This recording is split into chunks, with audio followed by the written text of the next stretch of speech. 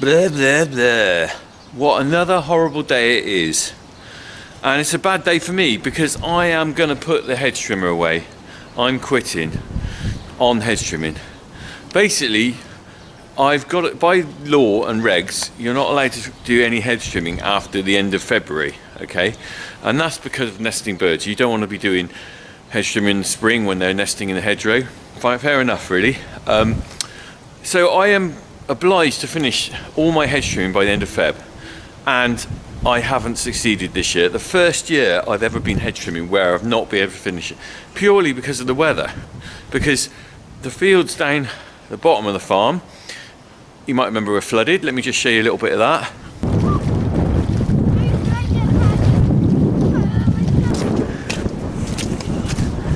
Oh, I made a bit of a mess when I was hedge trimming in this bit, but I certainly ain't coming down here for a long time. And there you go. They've been wet all winter. So I did do a little bit of hedge trimming. You probably saw a little video I did, I don't know, a month ago. There we go, there's a little piece of it.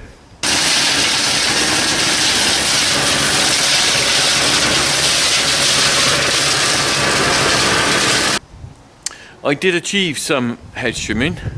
However, because it's been so wet, I just have not been able to get down to those fields. The risk of getting down there was that I was going to just make a horrendous mess, or basically just get stuck. So I've had to quit. And I'm about to put the hedge trimmer away. I'm just going to do a little video of putting the hedge trimmer away for winter. I put it in the shed next door every February, but this is the first winter I put it away without completing what I've done. What I normally do. The biggest problem with that is that I'm on higher level stewardship. How I maintain the hedges is I trim them every 2 years rather than every year. The hedges down the bottom are on their second year of growth. Now, because I can't finish them, some of them I will be 3 years growth when I do them next winter. That's going to be tricky, and I'm not sure how my little Bomford here will cope with doing 3 year growth, you know, because it's not the biggest machine and it's pretty old. There you go. So that is going to be a bit of an interesting video next year. Stay tuned to see how I get on 3 year growth. But we'll just have a look where I'm going to put the hedge trimmer, and then we'll do a little video putting it away. Well, you can see, I just thought I'd point out where I'm supposed to be hedge trimming, right down by that pylon. It's raining now, look. You can see, I can see floods out in the fields down there, look, next door. That's the neighbour's hedgerows. I'm supposed to be down there. I ain't gonna be down there. Anyway, this is where I'm putting it. Hello girls, this is a dry cow shed. I can't put any, I'm gonna put some bales out here later, but I'm not gonna do that until I put the hedge trimmer in cold storage. Well, I've got a bit of water on the lens. Right, so this is where I'm sticking my hedge trimmer. There's the service department. I think that might be a filter in there. Oh yeah, it is a filter. I need to do that sometime. Another one there, look. It's been there a while. I need to crack on with that. And a drum of oil I top it up with. And you might think, why is he putting it on those pallets? But the trouble is, the stand, I never bought it with a stand. Oh, let's have a look at this. See what's under here.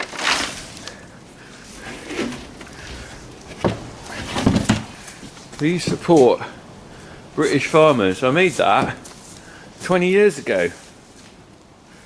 God almighty, I've forgotten that's there. That is pretty cool, actually. Please support British farmers. I'll spin it on its side. I hope you still do. Right, and that's my base for the hedge trimmer. Right, let's crack on and get it in place. Alright girls, I've got to bed you down and feed you in a minute.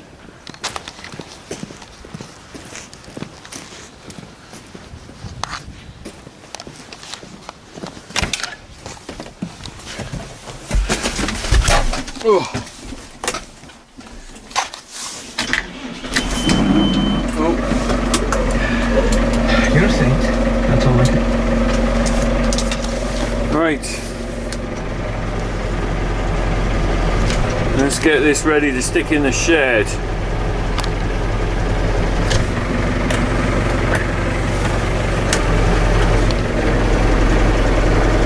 I'm a bit disappointed to be putting this away. I like to finish a job every winter. Right, handbrake off.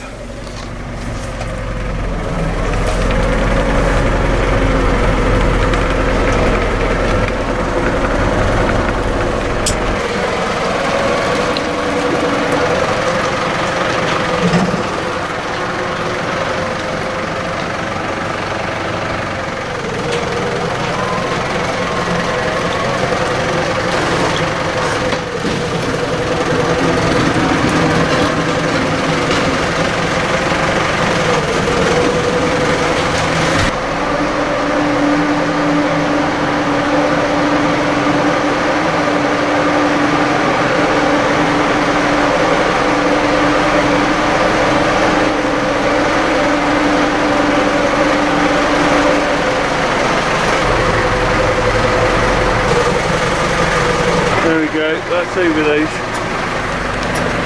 So what I'm doing is I'm going to drop the arm down. I'm going to squeeze that in there. It's all a bit of a tight squeeze.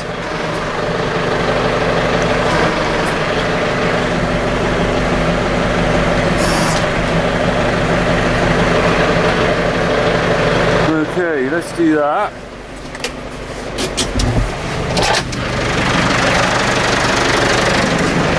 Resting on there.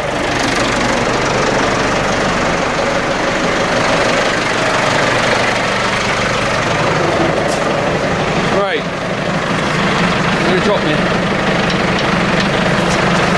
Get these pins out of here so that the balls will drop down on there when I drop it down.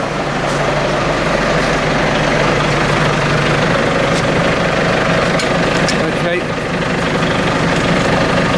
So those are cleared, so that should drop down. I can undo that. I can undo that. Ow, ow, ow, that hurt, ow.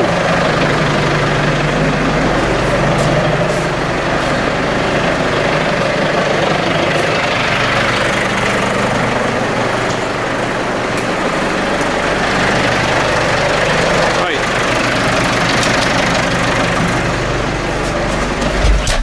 Oh. Better if you do it with someone else, really. Right. Okay, let's just knock those back out.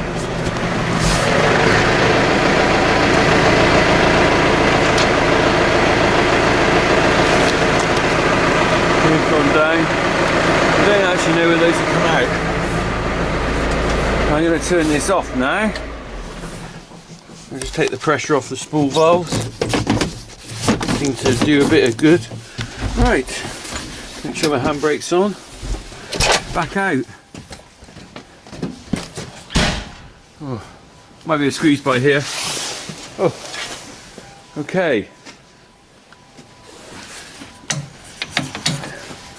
Right, where do I start first? Let's do that pin off there. Don't need that anymore.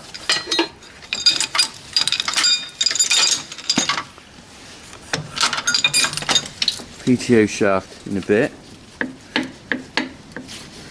If I can drop that off. Oh, might put the camera down a minute. It's not very easy doing this multi-handed. Let's put it on the tripod.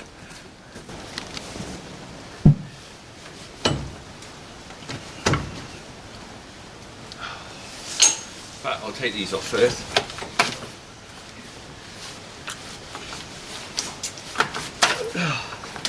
Get those out of the way. Right, where do I go next? I'll take those links on there.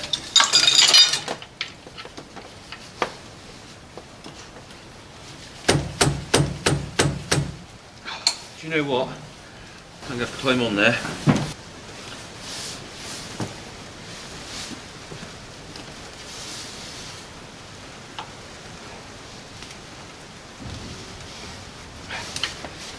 Oh. There we go. Done it. Okay, so one-man band on this, and trying to film it and try and do it with one pair of hands is not easy. I'm going to put my gloves on because I'm getting really greasy and horrible. So normally I do this with my brother, but as you know, he doesn't really like being on camera. So that's why it's a one-man job. It's a lot of these jobs easier with two, because you can play around. Someone could be on the pickup hitch lifting it up and down a little bit, take the pressure off, while the other person's taking it out. But it is a one-man job really. Just like everything, if you've got two of you, it's sometimes easier. Right, so I've got the pickup, the top link undone. I've got to do the two link arms and also PTO and the controls. Right, sometimes it's easier to, I don't know whether I can just drop these down anymore. Let's have a look.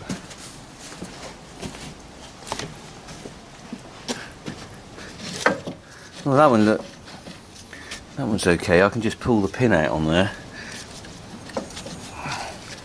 It's always easier to do that really, and then I can just drive off with that one. So that one's pins out.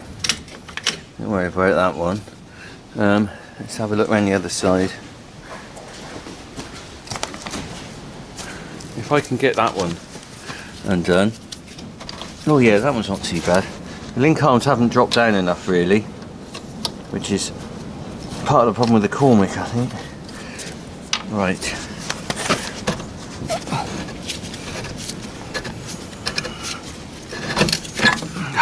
Right, that one's done.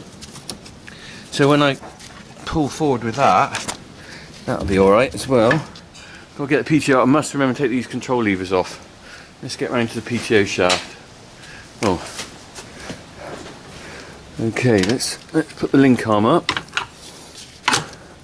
Or the top link, I mean. Move that pin out of the way. Right. This is always tricky because I think it's a bit long, this PTO shaft.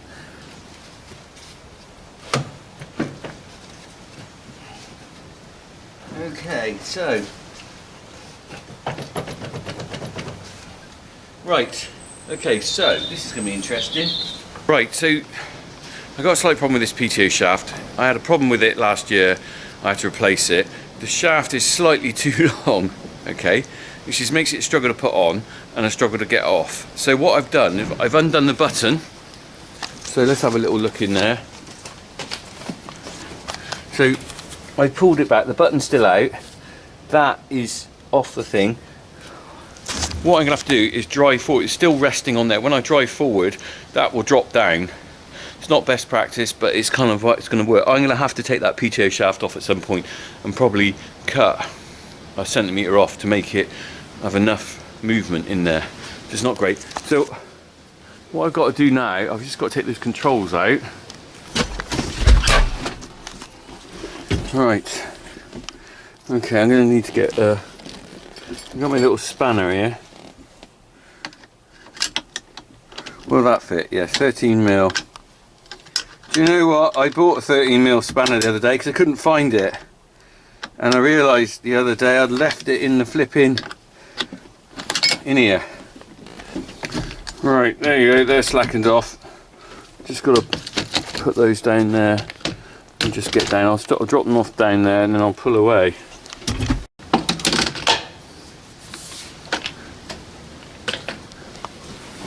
Those there. I had a cock up one year, so like everything in life, nothing always goes straight forward. I forgot to take out the controllers out of the cab one year. Well, I forgot to disconnect them. I pulled forward with the controller still connected and snapped off these things here. Basically ripped the pipes out. So that was quite expensive to replace those. So I don't want to do that this year. Right, I think that's all good to go. I think I can just pull forward, that'll pop off, those will come forward. This should be okay. Right, let's see if we get this right.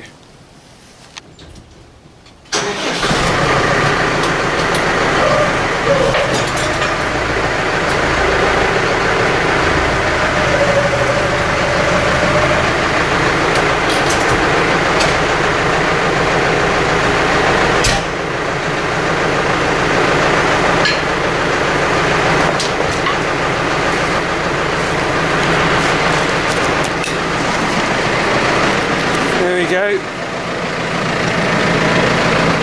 these out.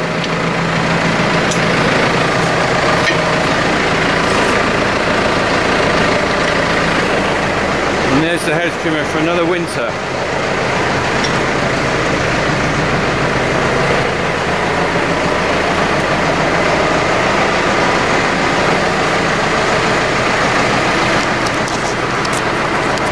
That's it then, hedge trimmer's off. I can stick this back on the loader bucket. I'll use it for putting the maize out. It ties up a tractor for quite a while when you're hedge trimming, and I don't like it to sit on there too long. So I'm going to get back to work now. But thanks for watching the video. Usual like and subscribe stuff if you want to. Keep watching.